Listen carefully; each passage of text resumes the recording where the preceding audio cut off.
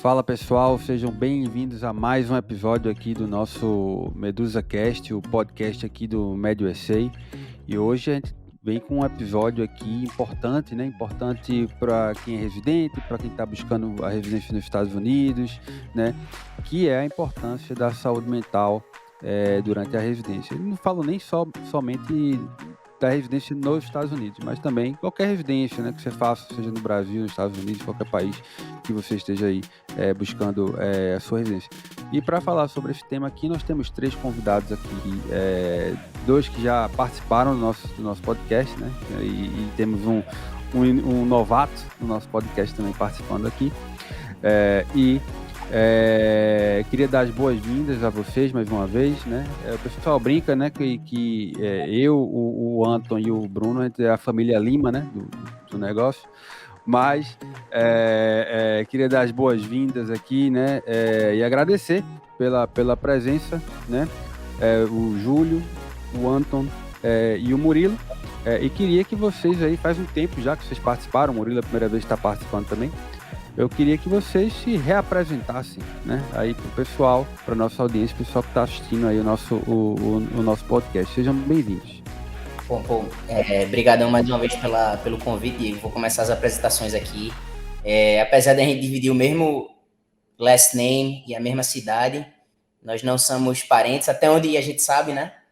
Mas prazerzão estar aqui com vocês. Sou residente de psiquiatria aqui da Universidade de Miami e vamos falar sobre um tema que a gente gosta bastante, né? Tenho certeza que o Júlio gosta bastante também, a importância da saúde mental agora no processo de residência médica, né?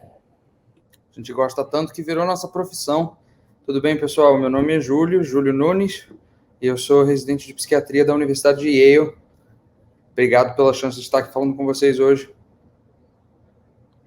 Maravilha. Murilo. Bom, gente, tudo bem? Deixa eu me apresentar aqui. Hoje eu estou só como ouvinte, mas é uma honra estar aqui com vocês hoje. Meu nome é Murilo, eu sou baiano, me formei pela Universidade da Bahia e hoje faço residência, sou PGY2, indo para o PGY3 do Mount Sinai, em Nova York, Morningside West. E meu interesse é reumatologia, e eu vejo que existe um grande overlap de doenças psiquiátricas associados com flares de doenças reumatológicas também. Maravilha. Sejam bem-vindos. Então, vamos começar, né? Vamos começar o nosso tema. Eu sei que é um tema que muitas vezes é um tabu, né? As pessoas, elas têm dificuldade de falar sobre isso, né? Os residentes têm dificuldade de falar sobre isso. Existe uma cultura em determinados programas de residência e em determinadas especialidades que a pessoa tem que ser quase um super-homem, né? E que demonstrar qualquer sinal de fraqueza ou de problema pode ser algo que jogue contra, né, o residente, né? Então, eu queria saber de vocês alguma experiência que vocês, porventura, tiveram, né? Eu posso falar aqui um pouquinho pelo Montefiore aqui, que é o programa que eu sou residente, que recentemente teve uma residente da anestesia que, infelizmente, né, acabou tirando a própria vida, né? Existem lugares que os próprios hospitais eles disponibilizam uma certa ajuda para o residente, né? Buscando aí uma ajuda psicológica, uma coisa assim. Eu queria saber, então, de vocês, a experiência de vocês com isso, com seus colegas, se vocês vivenciaram isso, o que é que vocês podem falar um pouquinho sobre essa questão da saúde mental durante a residência aqui nos Estados Unidos. Bom, acho que antes da gente começar a soltar alguns exemplos, eu queria trazer uma informação que eu escutei recentemente, um arcabouço histórico aqui para essa nossa conversa, que o formato da residência médica ele foi criado por um chefe do departamento de cirurgia do Johns Hopkins, lá em 1897. Esse cara, o nome dele era Dr. Halsted, William Halsted. Ele era o chefe da cirurgia lá do Johns Hopkins. E aí ele criou esse modelo formal de residência médica. E os residentes no hospital lá no Johns Hopkins, eles moravam no hospital, tá? Então é por isso que inicialmente eles receberam o nome de residente, né? E aí esse cara, esse William Halstead, ele tinha a reputação de operar, sei lá, horas e dias seguidos sem dormir. E então, se ele, sendo o chefe do serviço, tendo essa capacidade de operar dias consecutivos, os residentes, na teoria, deviam seguir o mesmo ritmo do chefe, né? Sem tempo para descanso, sem nenhum tipo de work-life balance ali na residência. Então, isso acabou, essa cultura que foi criada ali no Johns Hopkins lá atrás, em 1897, acabou sendo propagada, assim, anos e décadas, né? Mas aí o que aconteceu foi que depois que esse cara faleceu, né, o William Halstead, descobriram que ele era um adicto de cocaína, né?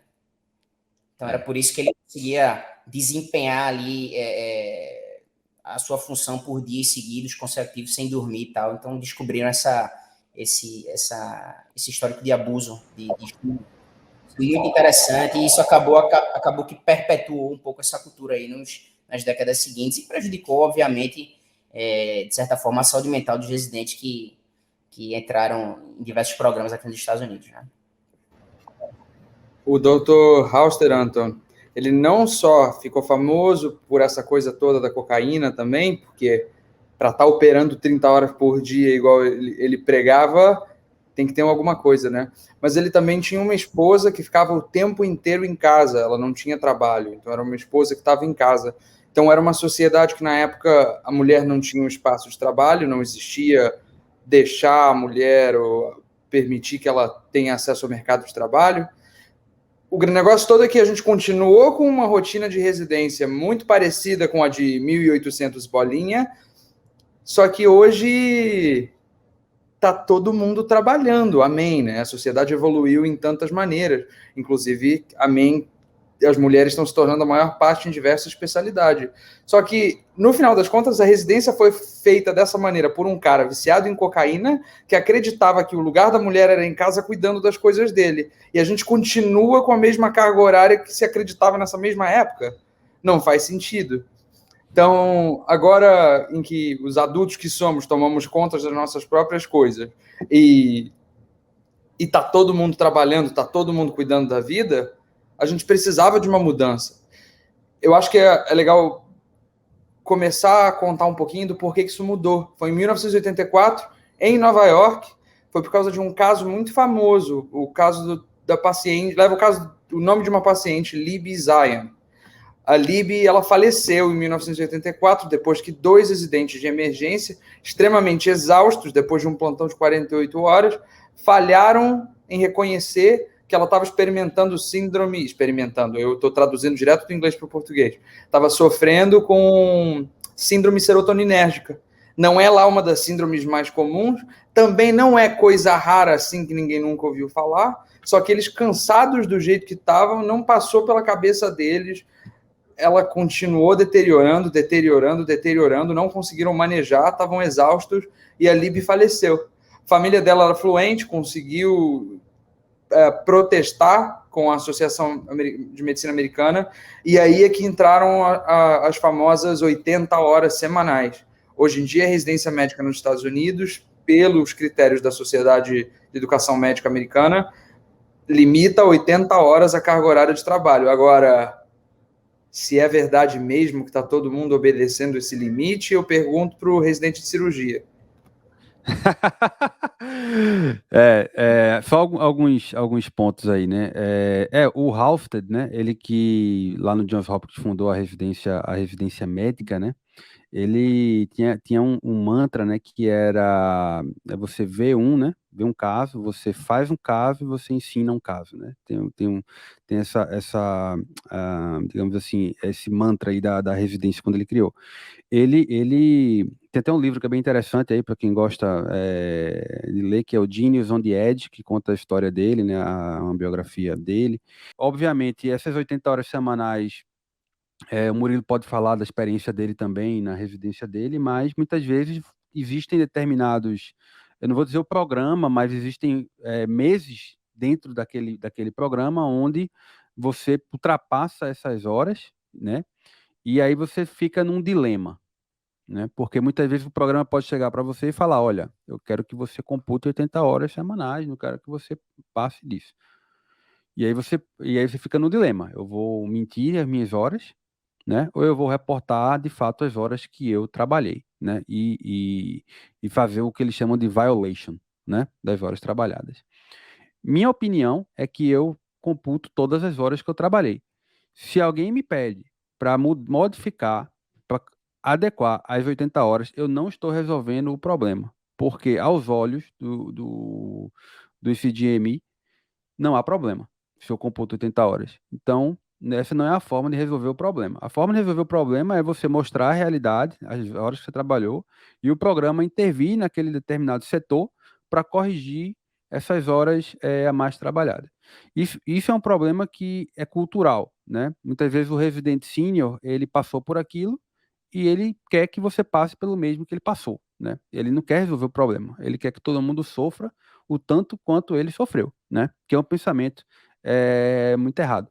Eu queria ouvir a opinião do Murilo e a experiência que ele teve aí, né? Que ele está tendo, na verdade, eu diria, é um residente aí de segundo ano já, sobre essa questão de carga horária e etc e tal. Boa, Diego. Cara, eu acho que a carga horária aqui, pelo menos no meu programa, é muito respeitada. Não, eu acho que, em termos semanais, os rodízios, né, como a gente chama no Brasil, mais puxados são o TI, obviamente, e o serviço de plantões noturnos, que é o Night Float. Existem, sim, ocasiões que a gente acaba saindo um pouco mais tarde do plantão, mas isso aí é por envolver justamente a segurança do paciente. Por exemplo, se existe um paciente que ele complica no final, a gente passa mais tempo ali até o paciente estabilizar, porque a cultura aqui, pelo menos do meu programa, é fazer o que for ao seu alcance para você passar o plantão mais tranquilo possível para o time que está chegando.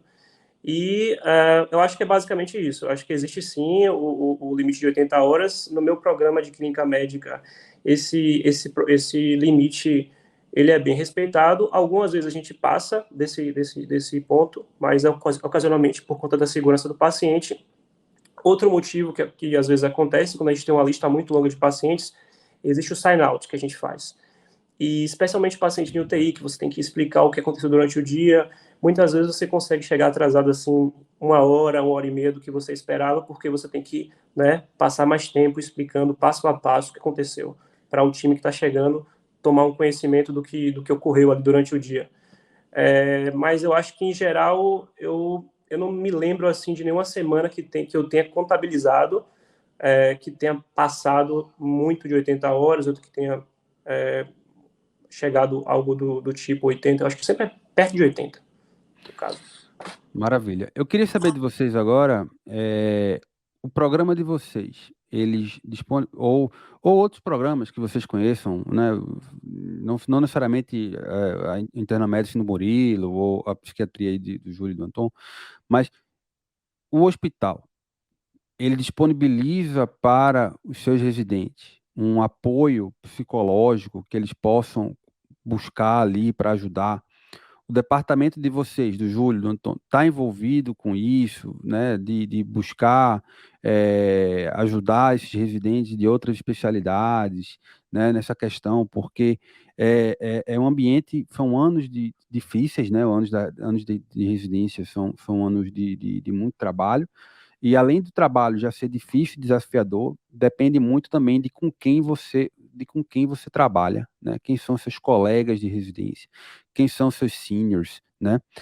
Então, isso também é bastante importante, porque se você tem seniors que não têm uma relação conflituosa ou um comportamento um pouco mais passive-aggressive, isso acaba interferindo bastante, até na qualidade do cuidado ali que você vai ter com o paciente. Então, queria saber de vocês como é que funciona isso na residência de vocês.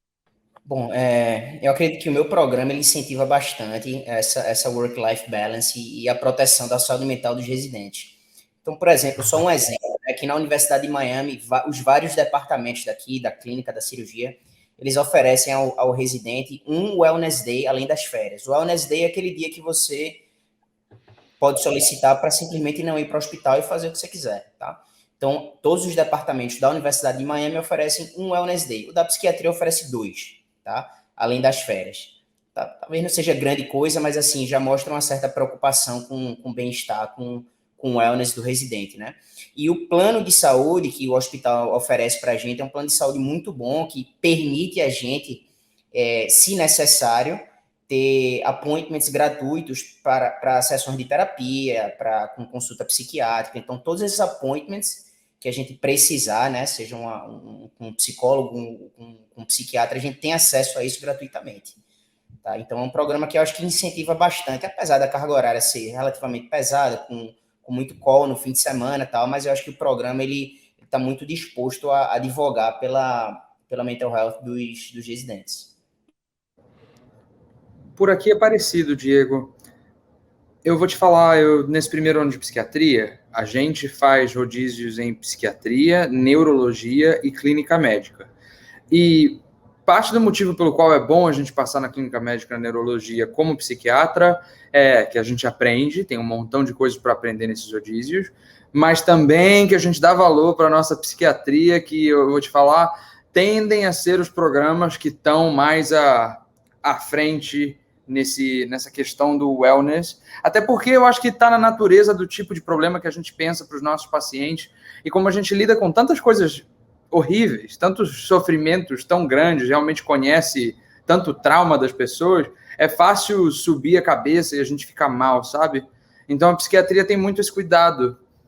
A gente, como residente de psiquiatria, a gente tem a opção de trabalhar numa área do hospital que cuida dos undergrads, os alunos da faculdade, os alunos de mestrado, doutorado, e que presta cuidado inicial de emergência para funcionários do hospital e residentes do hospital também. Então, a gente acaba tendo essa experiência como cuidador dessa população que está precisando muito de ajuda.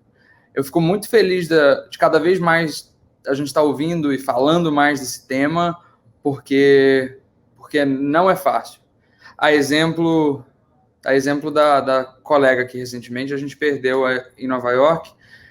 É curioso na história dela, eu não queria deixar de falar dela, Diego, porque ela era uma ativista dentro do programa, não só para o programa de anestesia, o qual ela era residente, mas para o Montefiore como um todo, e ela era uma das pessoas principais envolvidas na questão da melhoria da qualidade de vida dos residentes. Ela estava brigando para melhorar as condições de trabalho, melhorar a remuneração, melhorar a carga horária.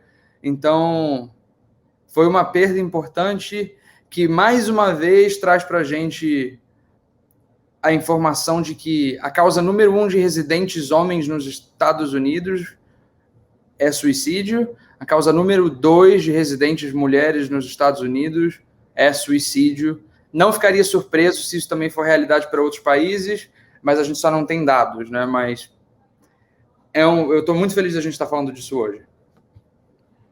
Maravilha. Murilo, no teu programa tem como funciona isso? Vocês têm um Wellness Day também? Vocês têm um suporte psicológico, psiquiátrico? Como é que funciona lá? Bom, existe sim, existe todo o suporte psicológico, psiquiátrico, existem números que você pode ligar do próprio sistema do Mount Sinai. Você consegue entrar em contato com essas pessoas. Eu acho que os chiefs residents, eles estão sempre presentes, eles perguntam, né, como é que estão os residentes, etc. Em termos de dias, no meu programa a gente pode solicitar 4 personal days. Personal days você pode fazer o que você quiser. Você pode ficar em casa assistindo televisão, você pode ir para uma consulta médica, você pode, enfim, usar o dia para realmente espairecer e se recuperar para voltar ao trabalho no dia seguinte. Porém, assim, é uma coisa que a gente tende a usar, porque, por exemplo, quando você está em coverage pool, você vai ser chamado para cobrir alguém. Então, você acaba usando esse personal day para, de verdade, cuidar de você, cuidar da sua mente, descansar e renovar as energias. Porém, por trás disso, existe ainda uma resistência de usar os personal day. Por quê? Porque quando você pede um personal day, alguém vai cobrir você. Alguém que está em casa vai cobrir você. Então, ter esse pequeno sentimento de culpa, e que aqui na cultura americana, por algumas pessoas, não é tão bem visto. Eu acho que ainda tem muito a se evoluir esse tema de wellness e de aceitar que, às vezes, a gente precisa dar uma pausa de um dia, para que mesmo a gente possa render bem, né? E ser efetivo com nossos pacientes, com nossos planos de carreira e projetos. Maravilha. É muito importante a gente falar sobre isso que a gente está falando aqui hoje, porque, primeiro, como eu disse lá no começo, às vezes é um tabu, né? As pessoas não querem falar. É uma dificuldade que, para nós, AMDs, talvez seja ainda maior, né? Porque você está longe da família, você está longe dos seus amigos, né? Então, às vezes você está na residência no Brasil, mas está ali com sua família, com todo mundo por perto e tudo mais. Então, ainda mais desafiador. Então, é importante a gente ter essa conversa, e o Júlio falou também da residente aqui do Montefiore. E o Montefiore é um programa, um hospital grande e que com muitos desafios, com muitos problemas, né? E que você vê, né? Os residentes acabaram de formar uma union, né? Porque acho que, se não me engano, foi em janeiro, inclusive teve uma greve da enfermagem aqui em Nova York, e lá no Montefiore teve uma greve de 3 dias da enfermagem, às vésperas da eleição da Union, né, dos residentes. Isso só fortaleceu ainda mais o movimento, e os residentes acabaram formando, né, a sua Union. Então, isso é bem importante. Recentemente também, né, Murilo, lá no Mount Sinai teve uma discussão sobre melhoria salarial e tudo mais. Queria saber se você podia falar um pouquinho disso também. Pronto, foi recentemente, acho que inclusive foi ontem que teve a última reunião final. Os residentes do diversos campos do Mount Sinai, Morningside e West, eles temos uma união, no caso, né? A gente tem uma união que representa a gente, e o motivo foi paridade com o salário de outros residentes do Mount Sinai East Side. Existia uma diferença, e essa diferença, a gente queria que essa diferença fosse corrigida. O grande motivo do salário dos residentes do East Side serem maiores era porque eles não faziam parte da Union. Então, é como se fosse um mecanismo de barganha. Você faz parte da Union, seu salário vai ser menor. Foi uma coisa que causou um certo sentimento de revolta entre os residentes do West, do lado oeste, do Central Park, e foi o motivo de que tivemos essa reunião com o Mount Sinai e conseguimos fechar o contrato ontem. Mas tudo isso afeta muitas pessoas. Por exemplo, eu vi muita gente que, durante os últimos meses, enquanto se evolui essa conversa de greve, isso acaba mesmo afetando a saúde mental do residente. Eu também estava presente no momento que teve a greve dos enfermeiros aqui de Nova York. Foi um período bastante estressante para a gente. Eu lembro que eu estava fazendo floors, eu já era um PGY2 na época, e teve um dia que eu tive que dar alta para 17 pacientes. E é muito complicado dar alta aqui nos Estados Unidos. Você tem que checar todas as medicações, ter certeza que está mandando o paciente para casa, enfim, altas e transferências. O total foi 17 em um dia, porque alguns hospitais grandes da cidade fecharam por conta da greve. Então, assim, existem, digamos assim, fatores externos na sua jornada que podem também afetar com sua saúde mental, e por isso que é sempre bom estar discutindo esse assunto, como Diego, Júlio e Antônio tem abordado aqui. Só para o pessoal que está ouvindo a gente, dar uma alta aqui nos Estados Unidos é um processo complexo, né? Não é simplesmente, vou assinar aqui o papel, vou botar aqui discharge patient, não é bem assim. Além, obviamente, do discharge summary e tudo mais, você tem que ver ali se o cara vai para casa, se ele vai para uma rehab, ver as medicações, ver se ele tem já o appointment, né, que você vai fazer ali para ele voltar para a clínica. Aí você é quase a secretária, então você tem que ligar lá para marcar o negócio para o paciente, isso Inter, né? Obviamente. Então, isso é algo muito, muito estressante, fica com medo, o cara tem que ir para casa com aspirina, com o Lipitor, com não sei o que e tal, se você esquecer, é uma dor de cabeça, aquela coisa toda, né? Então, isso realmente é uma coisa que é bastante estressante, né? Então, mas essa questão, vocês já, fazer uma pergunta para vocês já presenciaram algum colega, né, na residência, não precisa ser do mesmo programa de vocês, mas que realmente ali a pessoa precisou dos dias off, a pessoa acabou saindo do programa, né? E na cirurgia isso acontece muito, tanto que a gente tem um site que é o APDS, que é o da Associação dos Program Directors de Cirurgia, e volta e meia aparecem vagas, né? Vagas de PGY3, PGY2, PGY4, né? Então, justamente porque há uma desistência ali daqueles residentes. Então, eu queria saber se vocês têm experiência com colegas que, ou realmente a pessoa tirou ali um tempo para ela, ou a pessoa saiu da residência, como é que o programa lidou com isso, uma experiência que vocês possam aí contar para o pessoal. Diego, sair da residência eu não vi, não. Mas eu já vi residente chorar. E por causa dessa cultura dos Estados Unidos, de você não pedir ajuda, de você não falar que você precisa de uns dias off, eu já vi residente falar que está doente, falar, por exemplo, agora que na época do Covid, aqui a política é que você tem 7 dias off de licença Covid, e por causa das leis de regulamentação nos Estados Unidos, de segredo médico, o seu empregador não tem permissão de saber o seu diagnóstico. Então, ele não pode pedir teste de Covid, ele não pode realmente confirmar se você está falando a verdade. A galera tem tanto medo de falar, olha, preciso de dias off porque não estou bem da cabeça, preciso descansar, que fala que está com Covid. Então, e eu já vi isso acontecer mais de uma vez, em mais de um programa, e me dá essa sensação de que tem algo, tá faltando alguma coisa, sabe? A gente podia estar fazendo melhor. Anton? Eu presenciei um caso interessante quando eu estava rodando na clínica médica, que foi uma residente da clínica, né? Que às 2h da manhã ela teve um episódio de burnout e simplesmente falou: não vou continuar mais aqui no hospital, vou para casa, não aguento mais ficar aqui. E aí o residente que estava de sobreaviso recebeu uma ligação: ó, você vai ter que vir aqui 2h da manhã para cobrir a residente que está indo embora. Bronca. Isso aconteceu com essa mesma residente algumas vezes durante essa rotation de night float dela. Imagina o estresse orgânico, não só o estresse mental, mas o estresse orgânico que é o night float, né? Sua sleep schedule vira do avesso, a alimentação muda, entendeu? Porque você fica acordado à noite. Você tem um bocado de desbalanço hormonal quando você tá acordado à noite e dormindo durante o dia. Então, tudo isso se acumula num rodízio que já é estressante, com a carga grande de pacientes. Aí a pessoa simplesmente, no caso específico dessa residente, teve um episódio de burnout e sucessivas noites saiu do hospital na madrugada e o residente de sobreaviso foi sendo chamado para poder cobrir.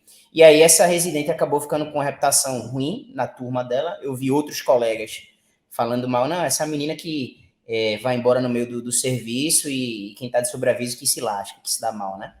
Então, tive muito dó dessa residente especificamente, porque eu percebia que quando você conversava com ela, você percebia que ela estava muito overwhelmed, né? Ela estava muito estressada, estava passando por uma situação complicada. Murilo, alguma história que você conheça na residência, de alguém que passou aí por problemas, precisou de uma ajuda, ou até desistiu da residência? Eu não conheço ninguém que desistiu da residência, mas eu lembro que teve um colega meu, em uma época, não tenho muito contato com ele, mas estávamos fazendo night float, que é 2 semanas noite todos os dias, e o primeiro dia ele veio, no segundo dia ele tinha dito que ele tinha caído de bicicleta e tinha tido uma concussão. Aí ele call sick por volta das 7 horas. Só que a partir daí ele faltou todos os dias até acabar o rodízio. E aí gerou aquela... existia um boato que o motivo era saúde mental mesmo, né, no caso dele. E inclusive essa mesma pessoa, eu já fui chamado para cobrir ele 2 vezes, durante noites também. Então, eu acho que de fato afeta sim. Eu acho que essa resistência que as pessoas têm de tocar nesse assunto faz com que as pessoas não busquem tratamento, que fique, entendeu, tentando controlar sozinho, e de fato, isso é uma bola de neve. Eu acho que a residência é como se fosse uma maratona, é uma longa maratona. Não é você só trabalhar, todo mundo está te observando o tempo todo, você está fazendo o seu nome ali. Você tem que cuidar dos pacientes. A parte burocrática da residência é muito grande, e existe também a sua carreira que está em jogo. Então, você não quer ser só mais o residente. Você quer se especializar, você quer fazer pesquisa, você quer aplicar para o fellowship, você quer criar uma reputação boa, você quer ter certeza que está oferecendo o melhor cuidado para o seu paciente, e você lida com pessoas diferentes. E o hospital é um ambiente muito hostil, certo? É um ambiente muito hostil. As famílias, elas vêm muitas vezes carregadas, as equipes, como elas se lidam de uma maneira que eles tentam ao máximo proteger os seus, geram um pouco de clima de certa hostilidade, e eu acho que ainda, eu achei brilhante, novamente, estou tocando no assunto, para agradecer vocês aí por terem tocado nesse aspecto que eu acho importantíssimo para a galera que está começando, está fazendo os steps. É uma maratona, você tem que manter a sua mente calma, eu recomendo o exercício físico, eu recomendo não se cobrar tanto, você vai, entendeu? Questão de performance, adaptação é muito diferente. Então, demora um tempo para você começar a ficar a ser mais efetivo e etc. Então, eu acho que cabe essa mensagem, e também procurar ajuda. Você está percebendo que está acontecendo alguma coisa estranha, procurar ajuda. Boa, boa. Muito importante isso, né? E às vezes o pessoal está tão preocupado, e óbvio, deve se preocupar, né, com os steps e com o match e com tudo mais. Não estou dizendo que a pessoa não tem que se preocupar com isso, mas isso é apenas o começo, né? Isso é apenas o começo, porque tudo bem, você dá o match, você estoura o champanhe, toca We Are the Champions, né? Bota a música lá do Ayrton Senna, da Vitória e tal. Mas aí vem o mês de julho, né? E o mês de julho é pau para comer sabão e pau para saber que sabão não se come, né? Então, você chega ali, o cara, dia 1, chega lá, a enfermeira vai falar com você, você não entende metade do que ela lhe disse, né? Então, você vai, como? O quê? Então, não sabe usar o Epic, né? Eu não sei se no programa de vocês também é o Epic, mas lá no meu programa é o Epic. Já não sabe usar o Epic direito. E eu trabalhei com o Epic, fazendo pesquisa, mas quando é na pesquisa é completamente diferente de você usar o Epic para fazer notes, para você prescrever medicamento, etc. e tal, né? Então, eu queria perguntar a vocês o que é que pode ser feito para melhorar essa questão da saúde mental. Realmente essa questão do Wellness Day, do Personal Day, o que é que vocês acham que tem pano para manga aí, para a gente melhorar nessa questão, e o residente, de certa forma, tem uma melhor qualidade de vida durante a residência? Só um comentário, Diego, que sorte se for Epic, porque se você der azar, você começa no VA fazendo noites com CPRS, e aí o buraco é ainda mais embaixo. Deus é mais. Diego, pergunta importantíssima essa que você fez. E eu tenho uma opinião polêmica, que é esse negócio de Wellness Day é legal, é bacana, mas não é aí que o Wellness está, não. Pior ainda é quando vem com esse papo de fazer Wellness Day de yoga e retreat de one day, ou então ainda palestra de wellness. É isso que me dá mais raiva. Eles te chamam para vir 6 horas da manhã para você ter uma palestra de como melhorar o seu humor. O wellness, para mim, Diego, é todo dia. Você se planejar. E algumas pessoas têm até medo. Assim, eu falo muito desse tema com as pessoas que me procuram, e de vez em quando eu recebo feedback de que eu estou jogando balde de água fria. Nossa, Júlio, você já está aí, você está dando balde de água fria no sonho dos outros. Tô não, gente. É sonho mesmo. Eu agradeço todo dia por estar aqui, mas tendo a informação de que é difícil, você se planeja com mais antecedência. Então você começa a pensar, caramba, será que eu preciso fazer terapia? Terapia me ajuda? Eu faço. Inclusive, não arrumei terapeuta gringo que colasse. Meu terapeuta está no Brasil, está no MER, no Rio de Janeiro, e a gente se entende toda semana. Não importa o que aconteça, eu me viro, encontrei alguém que arruma horário para conseguir encaixar com o meu, não abro mão. Planejar a semana no início da semana, para você colocar, tão importante quanto aquela hora para escrever, aquela hora para trabalhar, para estudar, é aquela hora para fazer atividade física, que não precisa ser correr maratona, pode ser fazer um alongamento, fazer uma caminhada, mas botar na agenda para ser tão importante quanto o livro que tem que estudar, sabe? É fazer do wellness uma prioridade todo dia, não só no dia do wellness, ou no retiro que eles fazem com os PGY-1s?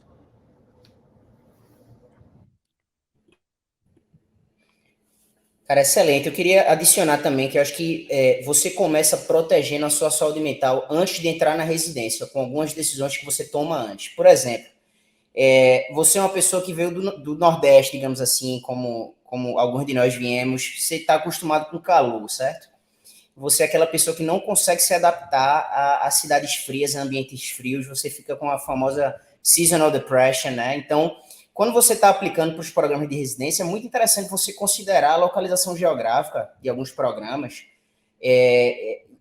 considerar morar em cidades em que você se projete no futuro sendo feliz morando naquela cidade. Então, por exemplo, cidades que tem um clima que agrade mais você. Eu, por exemplo, sou o tipo de pessoa que não consigo morar no frio. Admiro muito vocês aí que estão morando em cidades frias. Eu, particularmente, não consigo. Então, eu acho que eu seria um residente pior se eu tivesse morando em uma cidade fria agora. Estaria interferindo bastante no meu humor. Então, por exemplo, considerar aplicar para cidades em que vocês conheçam alguém, né? Entender a importância de um social network bom durante a residência, como isso pode empurrar você para frente, como isso pode aumentar o seu humor, né? A longo prazo, ao longo da maratona. Então, essas decisões podem ser tomadas antes da residência, né?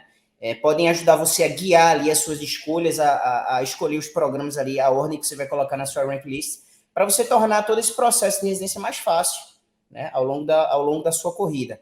E eu vou ter que assinar embaixo aí no que o Júlio falou, acho que o wellness é todo dia, e eu bato sempre ali nos 3 grandes pilares da saúde mental, que muitas vezes são negligenciados, o pessoal escanteia bastante. Atividade física, dieta e higiene do sono. Tá? Então, se tiver esses 3, esse tripé bem preservado ali, você tende a ser uma pessoa, você tende a ser um melhor residente, o seu humor vai estar diferente, tá? Existem uma série de explicações por trás, que a gente for começar a falar sobre isso, a gente ocupa o resto do podcast, mas esse tripé é essencial para você proteger sua saúde mental também. Fazendo só uma piada aí. Eu pensei que no final do tripé você ia falar whey creatina, mas atividade física, né? Dieta, whey creatina. Mas eu acho que assim, quando você está na residência e você não é que você vai estar feliz o tempo todo, né? Assim, você vai estar, mas você tem que estar sentindo que você está fazendo uma coisa que você gosta, que você está sentindo que você está crescendo, né, como profissional e tudo mais. E muitas vezes isso é difícil, né? Isso é difícil de perceber, depende do mês que você está rodando, né? Às vezes, por exemplo, sei lá, eu não gosto de UTI, você está no mês na UTI e, pô, é um saco. Então, o cara está lá na psiquiatria, tem um mês que você está na internal medicine, e aí não gosta tanto e tal.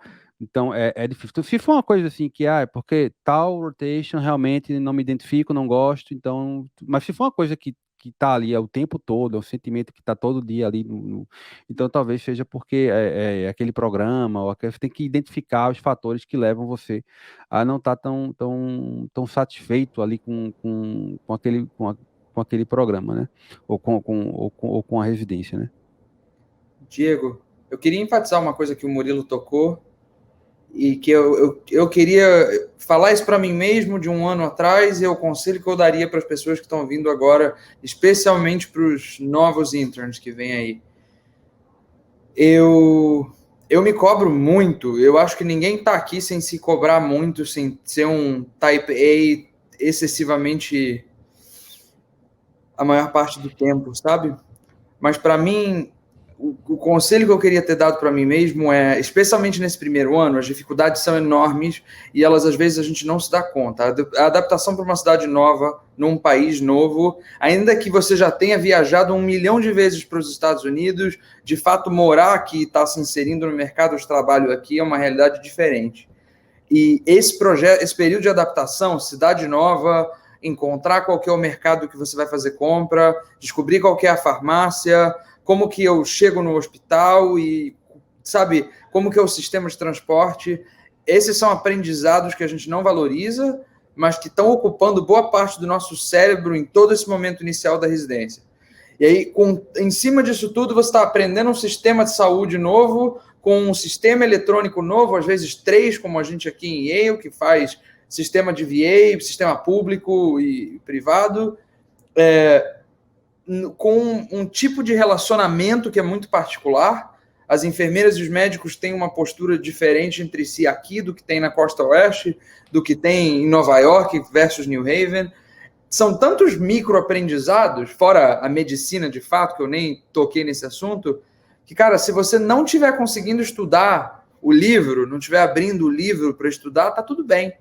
Você está aprendendo tanta coisa num dia, que se você só conseguir começar a estudar livro, só conseguir começar a pensar em pesquisa, só conseguir começar a fazer essas coisas que a gente se cobra tanto por fazer, no segundo ano e meio, às vezes no terceiro, você está aprendendo no trabalho, você aprende muito mais do que você imagina e tá tudo bem, vai dar tudo certo.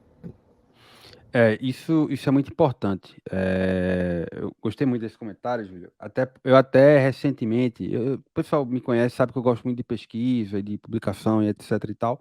E eu continuei na mesma pisadinha que eu estava da época do meu Research Fellow, né? Então eu não pisei no freio, né, digamos assim, em relação a publicações. E obviamente alcancei bons resultados nesse ano aí do Intern Year.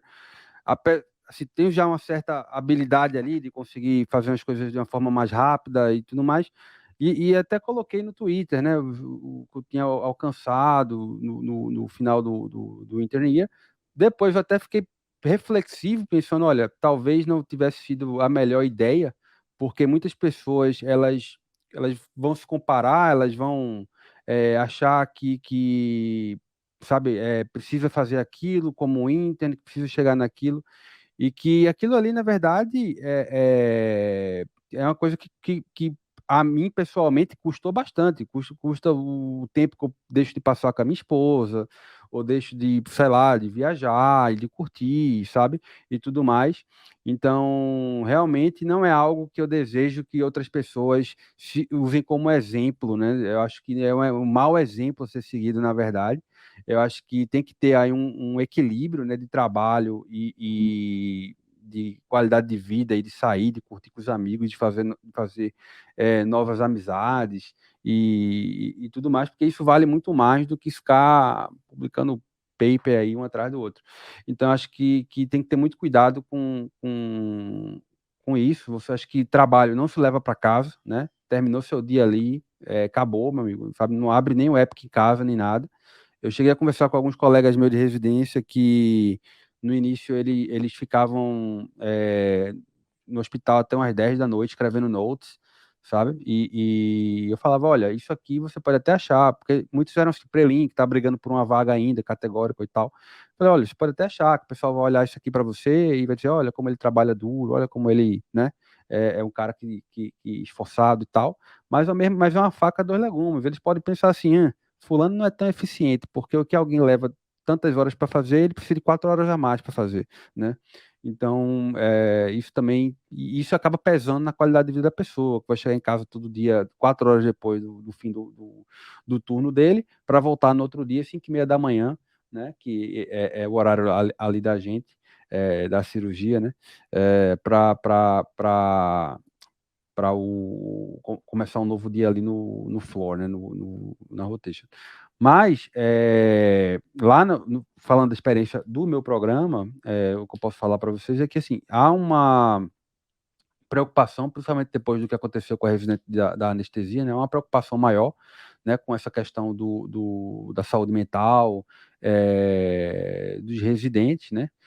Existe a possibilidade, sim, de você chegar e falar, olha, não estou legal, preciso tirar uns dias aí, para, sei lá, descansar, para poder voltar aí renovado para a residência. Essa possibilidade, ela existe, né, lá no programa, e é uma coisa boa, né, porque programas de cirurgia, geralmente, o pessoal tem essa cultura de que o residente ele tem que ser uma máquina super-humana aí, que não dorme, né, não come, né, e que tem que estar ali como Halsted, né, claro, sem as drogas, mas ali na performance, né, performando muito bem, né?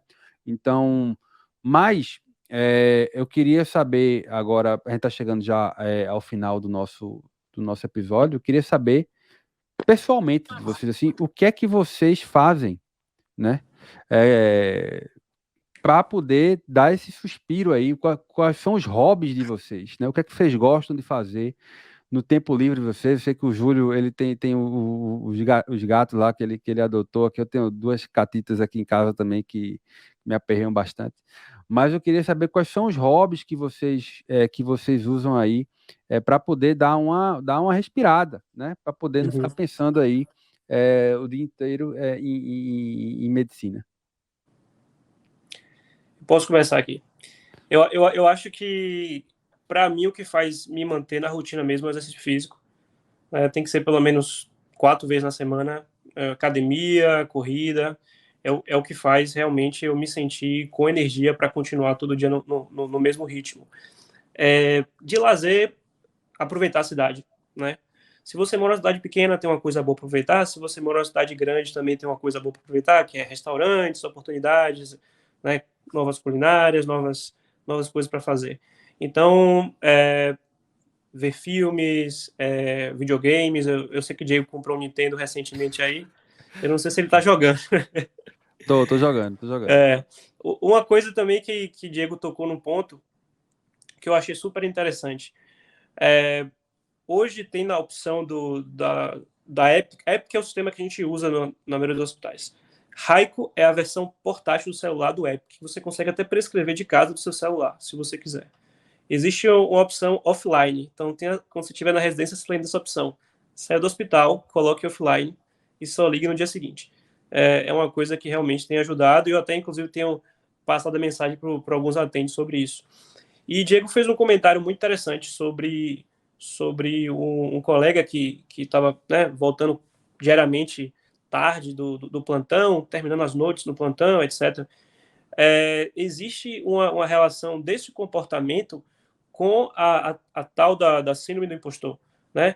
Que a pessoa que sofre dessa síndrome inicialmente, ela fica até tarde para ela mostrar para outras pessoas que ela é capaz, que ela é uma pessoa, digamos assim, uma pessoa que realmente se importa com os pacientes, é uma pessoa hardworking, ela tem que mostrar isso, ela tem que ficar 2 horas a mais no hospital.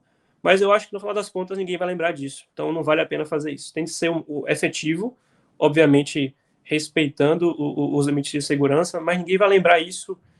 No máximo alguém vai fazer uma piadinha depois. Tá fazendo o que aqui, cara? Vai embora. Entendeu? Então, mais ou menos isso aí que Diego falou. Acho que pode ter uma relação, em alguns casos, com a síndrome do impostor, não em todos os casos, obviamente.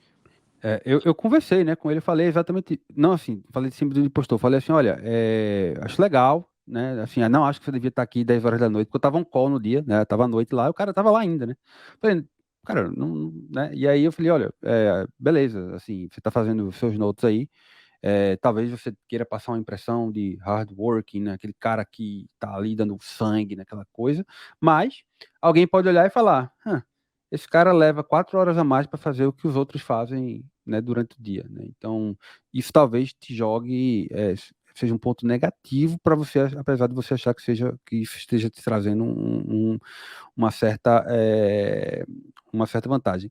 Eu comprei um Nintendo recentemente, né? Minha vida acabou, brincadeira. Mas eu dedico aí. Tô aí no Zelda aí. Tem um jogo das Tartarugas Ninja também, que é muito legal. Que me lembra muito Super Nintendo, né? Que eu sou da época do Super Nintendo, então é bom porque você desestressa, você relaxa, né? Você briga com o computador lá, com o videogame lá, né? Você arreta com o videogame. É outro tipo de estresse, né? Anton, Júlio, quem quiser falar primeiro, seus hobbies, o que é que vocês fazem com o seu tempo livre? Olha, eita, rapaz, que é isso aí, hein? Fizeram um pão de queijo para mim, fresquinho, que veio aqui para agora, que a saudade de comida do Brasil não falha. Ave Maria. Meu jantar essa noite foi caldinho de feijão. Eu sou vegetariano, então com bacon fake. Caldinho de feijão com farofa de ovo, bacon fake. E vou falar que essas comidas boas, fazer comida do Brasil, arrumar uns restaurantes diferentes, pelo menos aí uma vez por semana, 2 vezes por semana, pelo menos eu estou tentando sair de casa e ir para um lugar diferente, comer uma coisa diferente, me ajuda. Atividade física todo dia, no máximo possível, mínimo 4 também. Eu falo para mim mesmo que eu vou fazer 6, porque aí eu faço 5, se acontecer de eu fazer 4, tá tudo bem, não me cobro tanto. Mas se eu falar que eu vou fazer 4, eu faço 2, então não posso fazer isso. E, cara, o que eu vou falar agora, desculpa para os solteiros, mas eu tenho o Jordan na minha vida que acorda comigo, engenheiro de software, acorda comigo 5h30 da manhã para me levar para o trabalho, faz café comigo. Para mim, eu não faço um café tem meses já. Me busca no trabalho no fim do dia, eu vou falar, é um privilégio ter alguém que te apoia desse jeito. Então, não desfaçam seus relacionamentos, suas amizades, dá um jeito de envolver as pessoas que são importantes para vocês na vida de vocês, ainda que não seja que nem o Jordan levando para o trabalho e fazendo café, é o teu amigo que te liga, é a pessoa muito importante para você, que você não abandona, mesmo estando no Brasil, você aqui nos Estados Unidos.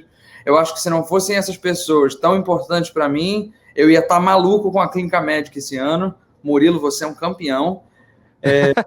Não abandonem as pessoas que vocês amem, pode estar focado o que for, fazendo step, não tem tempo para falar com ninguém porque está estudando, não tem tempo para falar com ninguém porque está fazendo residência. Cara, não vale a pena. No final das contas, a gente pode fazer tudo isso e andar na rua e ser atropelado.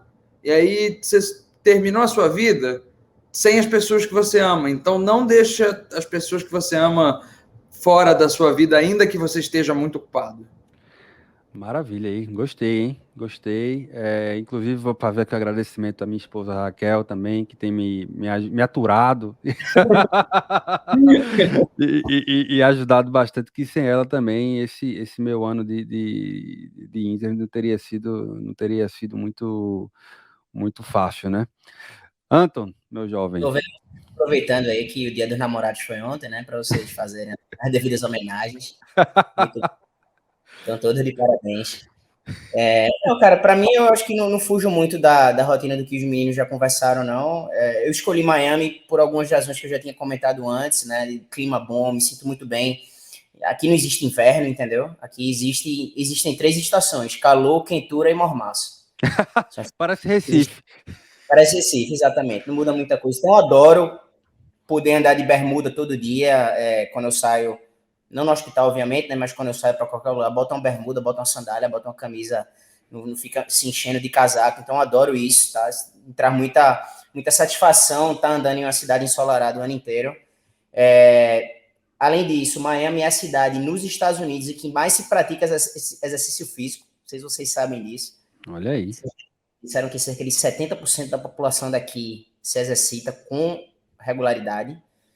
Então, tem esse plus ainda, né, de se morar por aqui. Outra coisa que me trouxe muito para cá foi o fato de eu ter conhecidos aqui, né? Você sabe que tem o meu primo que mora aqui em Miami, então esse suporte social, familiar aqui. Tem alguns amigos brasileiros que moram em Fort Lauderdale, ali, que fica a meia hora daqui. Então, isso tudo tem me ajudado bastante, sabe? O clima, os relacionamentos, o exercício físico, tudo isso tem contribuído bastante para o meu bem-estar emocional. Eu vejo aqui o inverno rigoroso. No ano passado não foi tão rigoroso, mas essa questão do que você comentou, Anton, do seasonal depression aí realmente é real, né? Não é conto de fada. Eu acho que realmente bate aí uma bad aí, bate um sentimento de dias curtos, né? Dias curtos. Acho que a gente, eu, Murilo, Anton, a gente é do Nordeste, Júlio, e lá só tem 2 estações, né? Ou é quente ou é muito quente, né? O sul é diferente. Mas, enfim, a gente está chegando aqui ao final do nosso episódio e eu queria que vocês fizessem suas considerações finais, seus recados finais aí para o pessoal, que isso não é um desestímulo, tá, pessoal? Vamos deixar bem claro que a gente não está aqui desestimulando ninguém a vir para os Estados Unidos. A gente só compartilha da mesma filosofia, digamos assim, de que é preciso que as pessoas saibam, tenham acesso à informação, né, da vida como ela é. de, olha, é isso que te aguarda lá, para que você vai ter surpresa, sim, mas que você tenha o menor número de surpresas possível, digamos assim, né? A gente vai falar, tem vantagens? Tem inúmeras vantagens, né? Existem dezenas de vantagens de vir aqui para os Estados Unidos fazer sua residência e tudo mais, mas também existem desvantagens e que você precisa saber onde você está se metendo, digamos assim. Então, isso não é um desestímulo para vocês, é apenas mostrar como é a vida do residente nos Estados Unidos. No Brasil também tem suas dificuldades, o residente também precisa, às vezes, de um dia off e nem tem direito, né? E nem tem direito a esse dia off, né? Não tem Então, limite de hora. E não tem regulação. Exato, não tem limite de horas, não tem, muitas vezes não tem post-call, né? O cara vai trabalhar à noite, outro dia volta para a residência Exatamente, e tem tem que os trabalhar, plantões.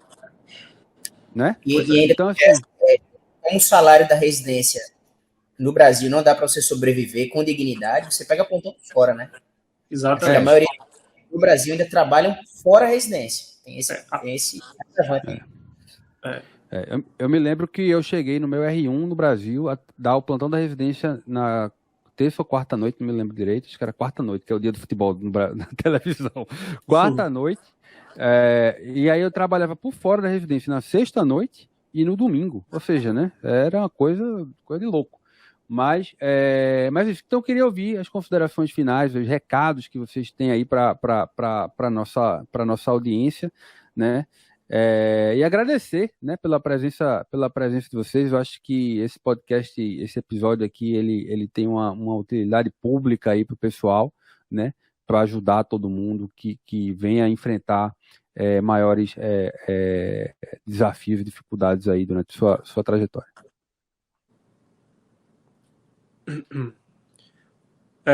Vou começar então. Eu diria que o que todos vocês abordaram, né, focar no fazer o higiene do sono, o exercício físico, ter seu hobby. Por exemplo, eu compartilho da ideia de Júlio de sair pelo menos uma vez na semana para comer uma coisa diferente. Eu acho bem bacana isso. Ter sua comunidade, se possível, fazer amigos, não necessariamente brasileiros. Se não tiver brasileiro, ter os seus amigos de outras nacionalidades também. Se tiver brasileiro, ótimo também, que você compartilha de uma cultura bem parecida. Valorizar o relacionamento. Eu tenho minha esposa aqui também, que eu agradeço por estar aqui comigo. Lembrar que é uma maratona, certo? Então não adianta você se desgastar muito no início, ficar até tarde no hospital para mostrar que você é o cara mais hardworking que existe. Eu acho que quando você chegar aqui, é um baque muito grande. Por mais que você já tenha feito clerkships, por mais que você já tenha feito o que quer que seja, não é a mesma coisa. Agora você é um residente. Então, existe um baque muito grande e eu diria que se dê 5 meses para se adaptar, certo? Não se cobre nada durante 5 meses. Depois de 5 meses, você vai ver que você fica muito mais efetivo e no final do PGY1 para o PGY2, você já é praticamente um resident senior e o PGY3 já é a mesma coisa do PGY2 e aí você acaba a residência e vai para seguir o seu rumo na vida. Maravilha. A verdade, Diego, é que dá tudo certo no final. Se você está fazendo isso tudo, fazendo Step 1, fazendo Step 2, fazendo Step 3, se virando com faculdade de medicina no Brasil, se virando com as inúmeras barreiras que vão ter visto, serviço militar obrigatório, se virando para se bancar no meio dessa coisa toda, estágio nos Estados Unidos, se você conseguiu lidar com tudo isso, vai dar tudo certo. A residência, você vai tirar de letra. Vai ter muita hora, mas você vai resolver, como você resolveu até agora. Eu acho que o mais importante é lembrar que a gente é suficiente, Diego. Lembrar, bater a mão no nosso ombro e falar, caramba, eu sou suficiente. Mesmo quando eu não estou fazendo 100%, eu estou fazendo 70%, eu ainda sou suficiente. Tiver um dia que eu não fiz nada, precisei descansar, eu ainda sou suficiente. E se perdoar por ter dias em que você não quis fazer nada, porque a maior parte do resto do tempo você está fazendo 120%. Eu acho que ter noção dessa média, de que dá tudo certo no final, ajuda no longo prazo. Maravilha. Aquela história, né? No final, dá tudo certo no final. Se não deu certo, porque ainda não está no final, né? Então, continua. Anton. Eu queria só trazer uma última consideração. Mesmo se você tiver feito tudo isso que a gente discutiu, que os meninos conversaram, e ainda assim você está sofrendo, você está precisando pedir ajuda, eu peço que você fale, eu peço que você se comunique, eu peço que você entre em contato com o seu programa, exponha a qualquer situação delicada pela qual você esteja passando. Porque o que acontece? Fizeram um levantamento aqui com os estudantes de medicina nos Estados Unidos, e 1 a cada 4 estudantes de medicina aqui nos Estados Unidos, eles sofrem com depressão e ansiedade. E 1 a cada 9 tem ideação suicida, tá? Porém, dos estudantes de medicina, aqui, e esses números, eles meio que se expandem para a residência, né, para os residentes. Então, dos estudantes de medicina aqui nos Estados Unidos que passam por algum problema de saúde mental, apenas 16% procuram ajuda, né? Ou seja, 84% desses estudantes, eles sofrem em silêncio. E aí onde vem um grande problema, né? São as pessoas que estão passando por essas situações delicadas e estão caladas, né? Então, se você está passando por isso, se tudo que a gente conversou aqui não estiver funcionando para você, né? Essas dicas não estiverem funcionando para você, porque é possível que aconteça, que você não fique calado ou calada, né? Porque a comunicação, você fazer o debriefing ali, se comunicar com as pessoas, você vai ter uma rede maior que pode te ajudar. Maravilha. Meninos, muito obrigado, né, pela participação de vocês, Júlio, Murilo, Anton. Foi uma honra aí ter vocês falando sobre esse tópico que é muito importante, talvez seja um dos mais importantes que a gente fez, né, falando sobre, claro, sem querer diminuir a participação de ninguém nos outros episódios, mas de um tema que é muito atual, que é muito relevante, né, e que todo residente, seja no Brasil, seja nos Estados Unidos, lida com ou uma história pessoal ou algum colega que está passando por alguma dificuldade e precisa de ajuda, né? Então é isso. Eu queria agradecer a vocês, a nossa audiência, e a gente se vê aí num próximo episódio. Até mais.